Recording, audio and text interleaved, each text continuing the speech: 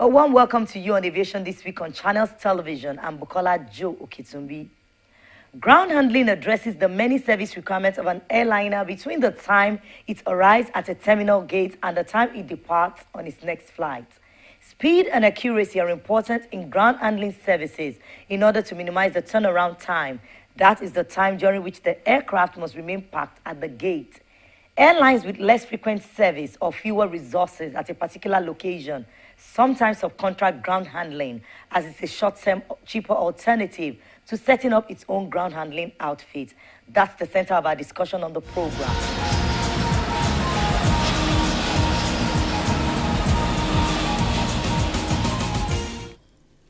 Newsflash begins with the Federal Aviation Administration, the FAA, informing the Nigeria Civil Aviation Authority, NCAA, that the outcome of the recertification exercise conducted will be communicated to the authority in September this year.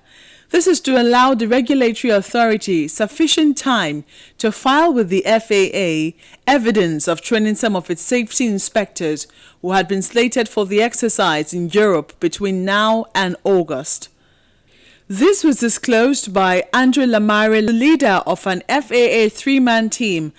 Mr. Lamare said the most important thing to the FAA at this junction is the sustenance of a robust oversight of the industry and strict enforcement of compliance of safety regulation by the NCAA.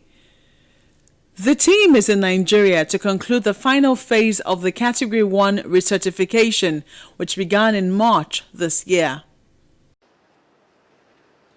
Now to infrastructural upgrade. This time, operators of the Murtala Mohammed Airport 2, Lagos, have commissioned a brand new escalator as part of efforts to provide quality services for airlines, passengers, and other airport users. The management said the project is part of the fourth phase of its facility upgrade, which is put at 500 million naira. There's also been an expansion of the check-in counters from 33 to 45, an automation of the car park, and installing of new dual billing system at the cargo section. The terminal operators believe this change is a testimony to the ability of the private sector to make a difference. This is a manifestation of private sector competence. Only 7 years ago, the first set of escalators were commissioned. Management came to the conclusion that trying to keep them going will not satisfy the public being the most important part of our business, and decided to change the escalators. In the next 1 month, you will see a lot done to improve passenger comfort in this terminal. Qatar Airways has been forced to cancel plans to display its first Airbus A380 at the Farnborough Air Show in the wake of continuing delivery delays. Qatar Airways had been due to take delivery of its first 3 A380s in June, but the schedule had to be revised after problems were discovered during delivery acceptance inspections.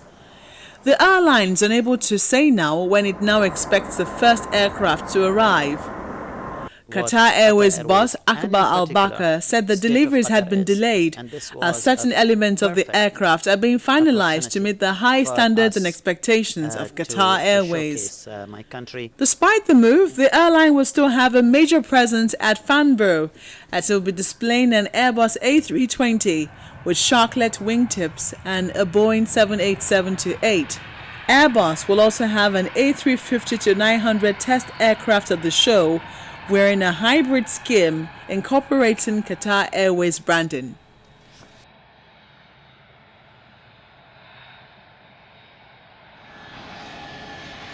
And while the A320 will be on display at the Farnborough Air Show in the United Kingdom, it's bad news for AirAsia, as its Airbus A320 veered off the runway upon landing at Brunei International Airport on July the 7th. The carrier said an accident involving flight AK278 occurred at the Brunei airport at about 4 p.m. local time. The aircraft, registered 9MAQA, was on the Kuala Lumpur-Brunei route. There were 102 passengers and 7 crew members on board. No injuries were reported. And finally, 3 Boeing 737 airplane fuselages slid down an embankment and landed in the Clark Fork River when a train derailed in western Montana in the United States during the week. The airplane parts, along with soybeans and denatured alcohol, were headed for Boeing's final assembly plant in Renton, Washington, when the 19 cars of the train derailed near the Alberton Gorge, about 35 miles west of Missoula. No one was injured, and the incident is currently under investigation.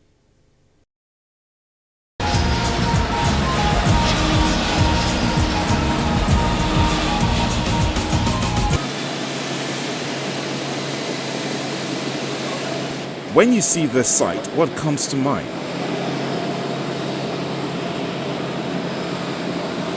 Aeroplanes are not designed to reverse, so a pushback equipment is at work.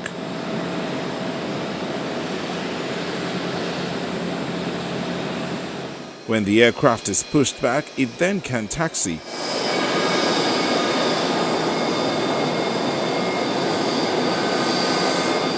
Loading baggage into the aircraft can also be easy using these belt loaders.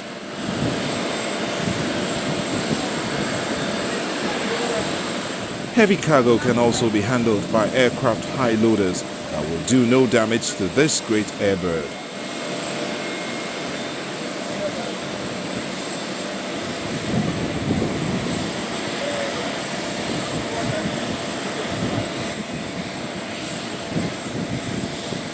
So much for ramp activities, and now to passenger handling, which includes check-in counter services.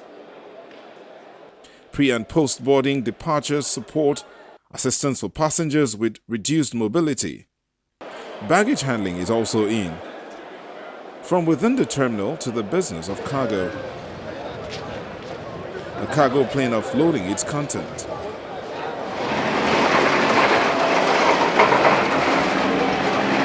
Then it's straight to the weighing bridge.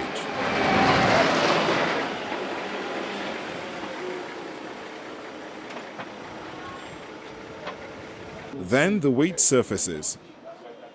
We have a weighing bridge there where the weights are being taken pallet by pallet, and then from here now it moves to the board breaking area where they are being arranged according to airline, and then they are being broken down according to same airline. And then from there, we have people that truck the broken down items. They move them on the pallet using the hand truck or a forklift, depending on the weight and the size. They move them to the warehouse where we have people we call locators. These locators are the people that are in charge of location of cargo according to the airlines. So these locators will now rack these cargoes according to the numbering on the racks inside for easy identification and retrieval.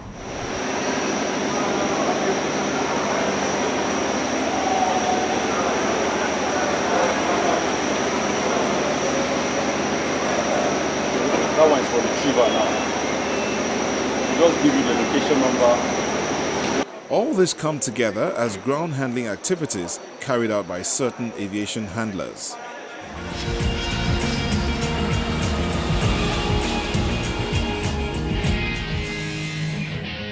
Aviation This Week will pause here, but when we return, we take up the Managing Director of the Skyway Aviation Handling Company, SACOR, Mr. Oluwolabi, who sheds more light on our subject.